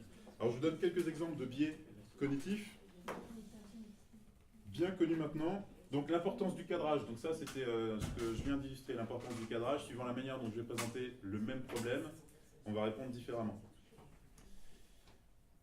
L'illusion de savoir. L'illusion de savoir, c'est un autre biais cognitif. on se fie à des croyances erronées sans chercher à obtenir davantage d'informations pour parfaire notre opinion. L'illusion monétaire, qui fait qu'on a tendance à confondre les niveaux absolus et les niveaux relatifs entre prix et salaire. Donc on va se dire mieux vaut être payé davantage même si les prix augmentent par exemple. Finalement, ça revient au même. L'effet de récence et l'effet de primauté. L'effet de récence, c'est par exemple, vous allez au restaurant, arrive le moment des desserts et le serveur vous propose 10 desserts différents. Les probabilités sont plus grandes que vous choisissiez le dernier dessert qui vous a été proposé ou le premier dessert qui vous a été proposé. Effet de récence ou effet de primauté sur une longue liste. Du coup, on va accorder davantage d'importance au premier et au dernier. Alors ça, c'est quelques exemples parmi plein d'autres. Si vous voulez d'autres exemples de notre irrationalité, je vous conseille la lecture d'un petit livre qui se lit assez bien aussi. Jean-Léon Beauvois et Bertrand Joule, Petit traité de manipulation à l'usage des honnêtes gens. Ah, tu l'as lu? Ouais. Où du coup ils mettent en évidence plein de mécanismes de manipulation quotidiens et qui font qu'on est assez facilement irrationnel. Donc petit traité de manipulation à l'usage des honnêtes gens. Ça se lit très vite, très bien. Si vous voulez une lecture plus sérieuse sur notre irrationalité, je vous conseille la lecture des textes de John Elster. Ouais, c'est ça, Elster. Le laboureur et ses enfants, notamment, où j'ai oublié le nom de son autre livre en 2 volumes. Enfin bon, si vous tapotez John Elster, vous allez pouvoir trouver sans difficulté ces ouvrages. Alors c'est très érudit, c'est beaucoup plus sérieux que Beauvois et Joule. Mais donc ça montre aussi de manière assez imparable notre irrationalité quotidienne. Et je pense que même une population d'ingénieurs n'est pas à l'abri de ces formes d'irrationalité. Alors je vous propose pas... Ouais. Parce que je trouve que l'homo economicus, ça correspond au modèle en matière de prophétie autorégulatrice. Et vu que les écoles d'ingénieurs ont une formation longue, et du coup on est en théorie formé par l'État pendant une période assez importante, ouais. Est-ce qu'on ne pourrait pas dire que c'est ça qui fait qu'on était moins à cette hypothèse, c'est que on a été modelé au fur et à mesure de formation pour coller le plus proche possible de ce, notamment par la rationalité. Ouais. Alors pour les ingénieurs, j'ai pas de preuves pour ça. Par contre, pour les économistes, oui. Pour les économistes, il y a des travaux qui montrent que plus on fait des études d'économie, plus on se conforme au modèle de l'homo economicus. Ce qui là aussi est un peu flippant. Ouais. Mais il y en avait des points qui me semblaient pas tant irrationnels que ça, l'effet de savoir. Parce que vous disiez, c'est l'impression de savoir plein de choses, mais pour moi, j'avais en tête que c'était faire confiance à la communauté aussi. Et du coup, ça me semble pas tant irrationnel que ça. Alors non, là, il n'y a pas de question de communauté. Non, c'est juste... j'ai le sentiment de faire des choix éclairés, mais je me base sur des croyances qui sont complètement fausses. Ah, okay. Parce que j'ai juste pas creusé mon sujet, en fait. Donc du coup, mais je suis persuadé de savoir. Ah, ok, donc il y a aussi le fait de, par exemple, des croyances communes qu'on pourrait penser véridiques directement. C'est pas une attitude rationnelle du coup. Ouais, alors du coup, ça peut venir de la tradition ou d'une croyance collective. Mais ouais, dans tous les cas, ça me conduit à faire un choix irrationnel, simplement parce que je m'appuie sur des croyances qui sont fausses. Alors il faudrait tester sur vous le paradoxe d'Allais. Vous faites-le à vos collègues ingénieurs. Paradoxe d'Allais, vous allez voir ça sur internet, vous allez le trouver sans trop de difficultés. Même chose, ça montre comment parmi 3 options, en proposant 3 options qui sont rigoureusement identiques au niveau des probabilités, on va avoir des choix qui sont totalement différents. Voilà, donc vous pourrez essayer avec vos copains. Paradoxe d'Allais, donc je ne vous donne pas le détail, vous pouvez le trouver sans difficulté. L'heure tourne, j'avance. Donc, je vous disais, les économistes décident de transformer, enfin, s'efforcent de transformer leur discipline en science. Pour cela, ils s'appuient sur la figure de l'homo economicus, individu qui ne correspond pas à ce que nous sommes, fort heureusement, devrais-je rajouter. Et fort de leur approche scientifique, les économistes vont s'efforcer vont avoir une ambition impérialiste, une ambition démesurée au sein des sciences sociales, une ambition impérialiste. D'une part, ils vont dire, dans une logique d'autonomisation, nous sommes dotés d'outils particulièrement efficaces qui nous permet d'appréhender les comportements économiques mieux que n'importe quelle autre discipline. Donc, nous arrangeons un droit de regard exclusif ou quasi exclusif sur l'étude des comportements économiques, l'étude des institutions économiques, donc les comportements économiques, consommation, investissement, travail, etc. Fonctionnement des institutions économiques, le marché, la monnaie, tout ça, nous pouvons l'expliquer bien mieux que tous les autres. Et on va expliquer tout ça en nous appuyant sur des facteurs strictement économiques, la recherche de l'intérêt individuel, les préférences individuelles, etc. Donc ça, c'est les économistes qui gèrent mieux que les autres. Et puis, au-delà de ça, ils vont dire, mais en fait, on a aussi des choses à dire sur vos sujets d'études, vous, sociologues, philosophes, etc. Donc, je vous donne quelques exemples de travaux en économie qui appliquent le raisonnement économique à des choses qui, à mon sens, ne devraient pas être observées avec les lunettes d'économistes. Gary Becker, par exemple, prix Nobel d'économie en 1992, se demande est-ce qu'il est plus rentable d'être honnête ou criminel. Qu'est-ce qui fait qu'on choisit entre la criminalité et l'honnêteté? C'est un calcul coût-avantage, donc dans une logique de rentabilité. Gary Becker, toujours, se demande est-ce que le mariage est rentable? Qu'est-ce qui fait qu'on se marie? Est-ce que c'est rentable? Et donc on peut étudier, avec des lunettes d'économiste, le mariage comme un échange de faveurs sexuelles de la part des femmes en échange d'une sécurité économique assurée par les hommes. Par exemple, on peut imaginer ça comme ça, et donc expliquer le mariage comme ça. James Buchanan, autre prix Nobel d'économie en 1986, se demande est-ce qu'il est plus rentable, si vous êtes homme ou femme politique, d'être corrompu ou honnête? Douglas North, prix Nobel d'économie toujours en 1993. Donc tout ça, c'est pas des peintres, c'est pas des gens qui sont en marge de la discipline, c'est des gens qui sont vraiment connus à chaque fois. Donc Douglas North nous dit l'ouverture des frontières est-elle rentable? Donc ça, c'est une question qui est vraiment d'actualité, mais logiquement, ça doit nous interpeller. Comment ça se fait qu'on aborde la question de l'ouverture des frontières, la question migratoire, sous l'angle économique? On peut se dire que c'est une question de principe, c'est une question philosophique, mais est-ce que ça doit nécessairement être une question économique? D'autres exemples en vrac. Quels bénéfices salariaux pour vous, mesdames, quels bénéfices salariaux vous pouvez attendre en retardant votre première grossesse? Comment est-ce qu'on peut réguler l'engorgement judiciaire en augmentant le coût des procédures?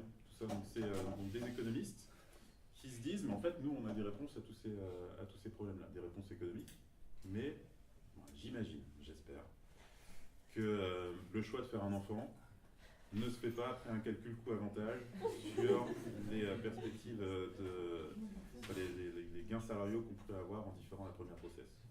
Mais c'est peut-être mon côté fleur bleue. Ouais. Simple curiosité, c'était quoi leur réponse? À quel âge faut avoir un gosse? Je me souviens plus de la réponse. En tous les cas, cette réponse est mauvaise. L'idée, il faut repartir avec une idée, c'est cette réponse ne sert à rien. Ouais. Vraiment? Ça sert vraiment à rien parce que se oui. poser la question est intéressant. Se baser que dessus pour répondre, c'est une folie. Ne pas se poser la question, ça va être une aussi. Eh ben, en fait, non, alors moi je pars du principe que par exemple sur la question des frontières. Sur toutes les questions, pas que celle de l'enfant. Mais du coup, je me dis, donc, pour l'ouverture des frontières, j'aurais tendance à dire, peu importe le coût. Moi je suis attaché par exemple à la liberté de circulation. Ça me choque qu'on puisse dire ah oui, mais si on accepte tel ou tel, combien ça va nous coûter, et que ça soit un critère de choix. Alors qu'on puisse faire le calcul pour pouvoir s'organiser, Mais qu'on se dise est-ce que c'est rentable, ça me pose problème. C'est pas une question de rentabilité pour moi, c'est vraiment une question de principe. Enfin, je me dis, au nom de quoi est-ce qu'on peut brider la liberté de circulation des autres individus? Et du coup, au nom de quoi on peut tuer des gens pour maintenir notre population? Je reviens sur la société primitive en fait. On est des choix moraux pour des raisons économiques. Dans la société primitive, ils en faisaient déjà, et au final, on se dit que si on veut être décroissant, on aura des choix moraux à faire. Au nom de quoi on va arrêter, on va dire à quelque chose, bah non, te soigne pas, enfin, ou alors fais pas des études en médecine parce qu'on a dit qu'il y avait une limite là, faut arrêter, mais du coup tu vas crever. Ouais, mais c'est des choix moraux, pas des choix économiques. Oui, d'accord, mais il faut avoir la vision économique qu'il y a derrière. On justifie ce choix ce choix moral de dire bah non, là on va arrêter les études en médecine, parce qu'on a une vision économique en se disant dans un monde croissant, ça serait pire. Et parce qu'on a une vision économique derrière. Non, c'est pas une vision économique, justement. Enfin, c'est là on essaie. Enfin, ouais. On raisonne en termes de coût-avantage, mais enfin, c'est encore une fois avec les catégories économiques. Il faudrait sortir de ces catégories économiques. Là, sur la question de la médecine, c'est quelle est la société que nous voulons. C'est pas combien est-ce que ça va nous coûter. Ou alors le coût, ça va pas être un coût monétaire. C'est pas une question de rentabilité. C'est qu'est-ce que ça implique comme transformation de notre société. Si on veut développer la médecine, par exemple, ou si on veut développer notre population. C'est pas un calcul économique. Je sais pas si je suis clair. Ouais, pour moi, l'organisation de société, il y a aussi le calcul économique dedans, en quelque sorte. Savoir si. Eh ben, alors. Non. Pas forcément sous ces catégories-là, on peut être d'accord, mais cette réflexion de. Alors, je crois qu'on va avoir les ressources nécessaires pour subvenir à nos besoins, sachant que la question de la suffisance peut rentrer dans ces questions-là. Oui, mais en par fait, rapport aux ressources qu'on a. Non, mais c'est pas un calcul. C'est pas un calcul utilitariste pour comprendre. C'est pas une logique économique. Je te donne la parole juste après. Je prends un autre exemple, j'espère que ça permettra d'illustrer le point. J'ai traduit un bouquin de Stephen Marglin, qui est un auteur que j'aime beaucoup. Et donc le bouquin, c'est... alors le titre qu'on a donné en français, L'économie, une idéologie qui ruine la communauté, ou qui ruine la société. C'est ça qu'on a donné. Il ouvre son livre sur le cas d'un couple d'Amish aux États-Unis qui a un enfant qui est victime d'une maladie grave. Il va mourir s'il n'est pas soigné. Il se trouve qu'il y a un remède qui existe, un médicament qui existe, mais le médicament est super cher. Les Amish, enfin le couple d'Amish, n'a pas les revenus suffisants pour pouvoir s'offrir le médicament. Ils peuvent avoir recours à l'assurance maladie pour pouvoir payer le médicament, donc le Medicaid, le système américain. Sauf que les Amish ont pour principe de ne jamais dépendre des systèmes fédéraux. Ils refusent de se servir des systèmes fédéraux. Donc, le choix qui s'offre au couple d'Amish, c'est soit ils ont recours à Medicaid et ça sauve leur enfant, soit ils n'ont pas recours à Medicaid parce que ce sont des Amish et leur enfant va mourir. Et ben, ils ont décidé de ne pas avoir recours à Medicaid et l'enfant est mort quelques mois ou semaines après. Avec nos lunettes, on peut se dire, ouais, ils ont fait un calcul coût-avantage. Sauf que, à l'évidence, c'est pas un calcul coût-avantage, c'est pas un raisonnement économique. Je sais pas si ça, tu vois. En fait, on ne peut pas appréhender ce choix-là avec des lunettes d'économiste. On peut pas se dire, ouais, ils se sont dit. On va valoriser davantage ça par rapport à ça, et donc du coup, en fait, le môme va mourir. Non, c'est vraiment un choix. Enfin, on ne peut pas l'appréhender avec le calcul utilitariste. C'est une question d'obligation, une question de principe, pas un calcul utilitariste. Non, mais du coup, c'est-à-dire que l'économie ne rentre jamais en compte le principe. Si je me dis, mon principe, c'est que par exemple, un maximum de personnes vivent, prenons un postulat bête, ouais. Mais qu'en accueillant 50 personnes, c'est pas ma position politique, en accueillant 50 personnes dans notre pays en plus, il y en a 70 qui vont mourir par effet de causalité. Alors pour des raisons X ou Y. Donc est-ce que je laisse 50 ou 70 ? Alors effectivement il y a la question, mais c'est intéressant de le savoir pour pouvoir prendre un choix derrière. Ouais, encore une fois, là la question posée par Douglas North, c'est pas qu'est-ce que ça va avoir comme incidence sur le nombre de morts après, c'est juste est-ce que c'est rentable, est-ce que ça nous rapporte ? Oui, mais du coup est-ce que c'est rentable si on prend l'étape N-1, c'est qu'est-ce que ça coûte ? Non, mais mais pas en vie. Ça ne compte pas en vie ou en nombre de. Qu'est-ce que ça nous coûte financièrement ? C'est pas le même registre. Tu veux intervenir? Oui, moi c'est juste, au tout début quand vous avez parlé des sociétés primitives, vous avez dit que certains... Alors, je te coupe. Alors, du coup, j'ai pris l'habitude de vous tutoyer. Le principe, le tutoiement, ça doit pouvoir aller dans les deux sens, sinon ça fait une relation descendante et du coup. Tout à l'heure, tu as parlé des sociétés primitives et tu as dit qu'il y avait donc des choix moraux qui étaient déterminés pour ne pas avoir un rendement décroissant. Et ce rendement-là, il n'est pas du tout défini économiquement. Si. Du coup, on a trait quand même à... Enfin, c'est pas vraiment la rentabilité, mais...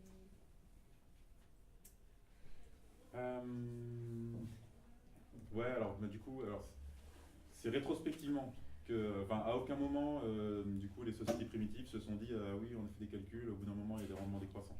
Ça, c'est venu après dans la formalisation économique. Donc, c'est rétrospectivement qu'on se dit, tiens, ouais, ils ont régulé leur population pour ne pas manger la forêt. Mais ouais, c'est pas un calcul explicitement économique. En plus, ça va être justifié par des croyances, des mythes, ce genre de choses. C'est pas explicitement économique, même chose.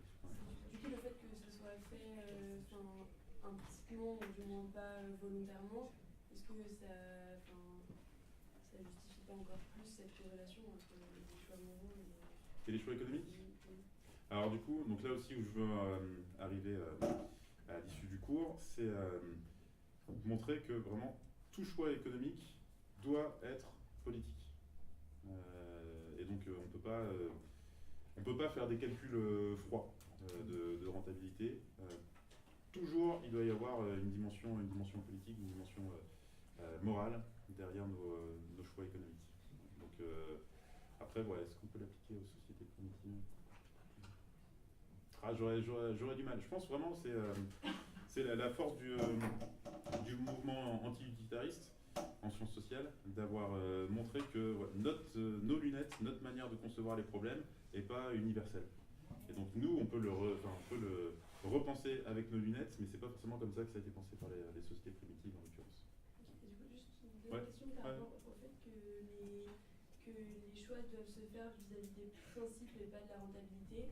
Est-ce que ça présuppose pas du coup qu'il y a une espèce de nature humaine avec cette question de principe? Non, parce que les principes, pour le coup, c'est pas des invariants anthropologiques. C'est pas, ça change en fonction de l'histoire, ça change en fonction des sociétés. On n'a pas tous les mêmes principes déjà, ça change en fonction des individus. Enfin, par exemple, moi je dis, je suis pour la liberté de circulation, tout le monde ne va pas être pour la liberté de circulation des personnes. Donc du coup, c'est pas du tout une nature humaine. Et du coup, ces choix moraux devraient être faits en fonction des principes de qui? Après, c'est collectivement en l'occurrence. C'est la délibération politique qui doit permettre de trancher. Okay. Par la confrontation des principes. Je vois qu'il est -3, -4. Je vous propose de nous arrêter là. Je ne vais pas commencer tout de suite la conclusion la longue conclusion de ma partie. Du coup, il nous restera 2 heures la semaine prochaine pour finir la déconstruction de l'économie et puis essayer d'imaginer quelques pistes concrètes pour en sortir. Non, c'est jouable. Franchement, Sans sortir,